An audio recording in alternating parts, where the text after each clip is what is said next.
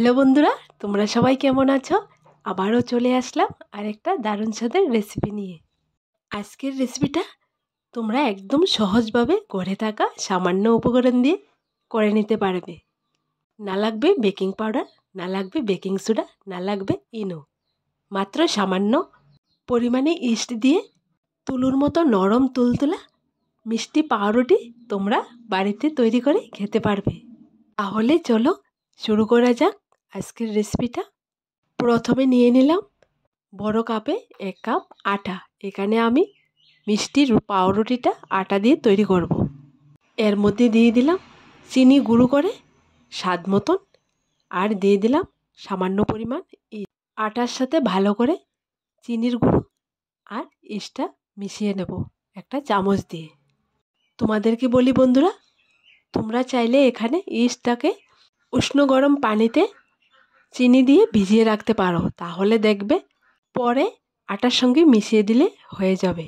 এখানে পাউরুটির খামিরটা আমি উষ্ণ গরম লিকুইড দুধ দিয়ে রেডি করব, আর তোমরা যদি চাও পানি দিয়েও করতে পারো।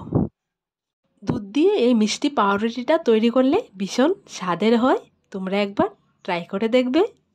দেখো বন্ধুরা, আটার খামিরটা আমি কেমন করে করেছি, তোমরা ঠিক এরকম করে করবে। বেশি শক্ত করা যাবে না, আবার বেশি নরমও করা যাবে না। এরপর আমি হাতে একটুখানি তেল দিয়ে উপর দিয়ে ভালো করে মাখিয়ে নেব, যাতে করে আটার খামিরের উপরের সাইডটা শক্ত না হয়ে যায়। এরপর ঢাকনা দিয়ে রেখে দেব প্রায় 30 মিনিটের মতো। দেখো বন্ধুরা, 30 মিনিটের পর আটার খামিরটা কতটা ফুলেছে আর ভিতরে একদম বাতাস জমে আছে। এবার আমি হাত দিয়ে ভালো করে একদম তুলোর মতো হয়ে আছে। এই পাউরুটিটা তোমরা যখন বানাবে আটার খামিরটা ভালো করে হাত দিয়ে মাখিয়ে নেবে। যত বেশি মাখিয়ে নেবে পাউরুটিটা তত তুলোর মতো স্পঞ্জি হবে, খেতেও দারুণ স্বাদ লাগে। এইবার আমি বাটি থেকে আটার খামিরটাকে বের করে একটা প্লেটে নিয়ে নেব। প্লেটের মধ্যে রেখে উপর দিয়ে কিছুটা পরিমাণ বাটার দিয়ে দেব, দিয়ে ভালো করে মাখিয়ে নেব। তোমরা চাইলে এখানে রান্নার সাদা তেলটা দিতে পারো। যখন খামিরটা বাটার বা তেল দিয়ে মাখাবে তখন হাতের মধ্যে একদম লাগবে না। দেখো বন্ধুরা, আমি 10 মিনিটের মতো ভালো করে হাত দিয়ে মাখিয়ে নিলাম। মাখানোর পর দেখো খামিরটা আঙ্গুল দিয়ে ট্যাপ করে তোমাদেরকে দেখিয়ে দিলাম। আঙ্গুল দিয়ে ট্যাপ করার পর দেখো খামিরের নিচের দিকে যায়নি, আবার ফুলে উঠেছে। এবার আমি খামিরটাকে 3 ভাগে ভাগ করে নেব। এই পাউরুটিটা আমি নতুন একটা ডিজাইনে তোমাদেরকে বানিয়ে দেখাবো, আশা করি তোমাদের কাছে খুব ভালো লাগবে। এইবার আমি এখান থেকে একটা আটার খামির নেব আর বেলে নেব। বেলার আগে সামান্য পরিমাণ শুকনো আটা উপর দিয়ে ছিটিয়ে দেব, যাতে করে বেলার সময় সিম্পলভাবে বেলাটা হয়ে যায়। এখানে আমি একটু লম্বা শেপে একটা রুটি বেলে নেব। তোমরা যদি আমার মতো করে এই পাউরুটিটা বানাতে চাও তাহলে এরকম করে বেলে নেবে। দেখো বেলা হয়ে গেছে। এবার আমি সামনের দিকে একটু জায়গা রেখে তারপর একটা ছুরি দিয়ে লম্বা লম্বা করে কেটে নেব। এরপর রুটির কাটা অংশটা রোল করে সামনের দিকে নিয়ে যাব। দেখো আমি কেমন করে করছি, একবার দেখলে তোমরা একদম সিম্পলভাবে শিখে নিতে পারবে এই ডিজাইনটা। রোল করা হয়ে গেলে 2 সাইড হাত দিয়ে ভালো করে চেপে একটু লাগিয়ে নেব। এরপর দেখো আমি একটা হাঁড়ি নিয়েছি, হাঁড়ির মধ্যে রাউন্ড শেপে 3টা রুটি আমি ঠিক একই রকম করে এখানে বসিয়ে দিলাম। দেখো বন্ধুরা, দেখো এই ডিজাইনটা দেখতে কতটা সুন্দর হয়েছে। এবার আমি ঢাকনা দিয়ে রেখে দেব প্রায় 5 মিনিটের মতো। 5 মিনিট পর তোমরা দেখবে এগুলো ফুলে এতটা উপরে উঠেছে, দেখতে খুবই সুন্দর লাগবে। এবার হাঁড়িটা ঢাকনা দিয়ে এক সাইড রেখে দিয়ে এখানে আমি একটা ডিমের হলুদ অংশ নিয়ে নিলাম। ডিমের হলুদ অংশটা ভালো করে ফাটাতে হবে। দেখো ফাটানো হয়ে গেছে।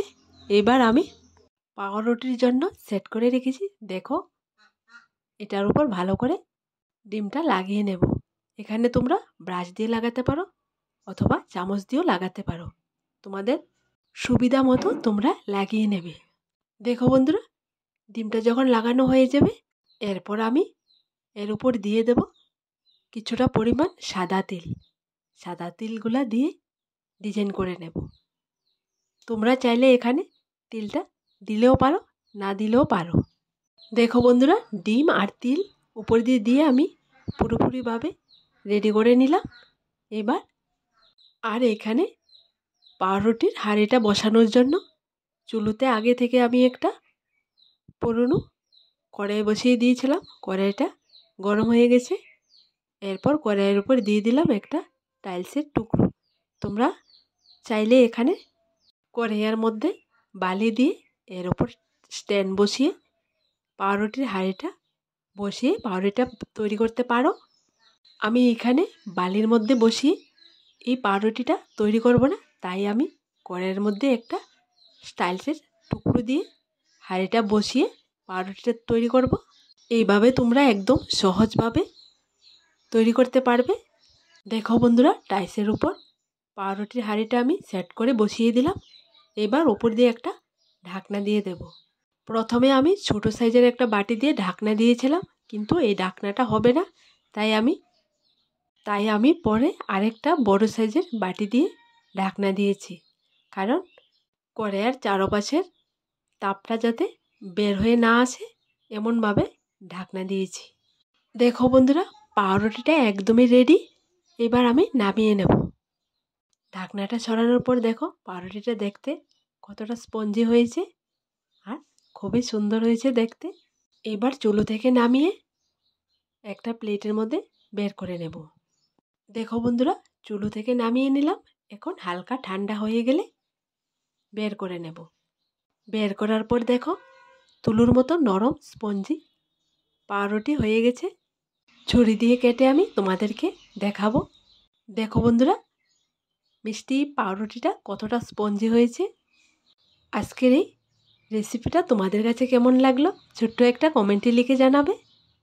আর ঘরে থাকা সামান্য উপকরণ দিয়ে তোমরা খুব সহজে এই মিষ্টি পাউরুটিটা তৈরি করে একবার খেয়ে দেখো। আর আমার দেওয়া রেসিপিগুলো তোমাদের কাছে যদি ভালো লেগে থাকে তাহলে আমার এই চ্যানেলটাকে লাইক, শেয়ার এবং সাবস্ক্রাইব করে পাশে থাকা বেল বাটনটি অবশ্যই ক্লিক করে রাখবে, যাতে করে আমার দেওয়া নতুন নতুন রেসিপিগুলো সবার প্রথমে তোমাদের কাছে পৌঁছায়। আজ এখানে শেষ করলাম। ভালো থাকবে, সুস্থ থাকবে, সবার জন্য অনেক অনেক দোয়ার ভালোবাসা রইল। আবার দেখা হবে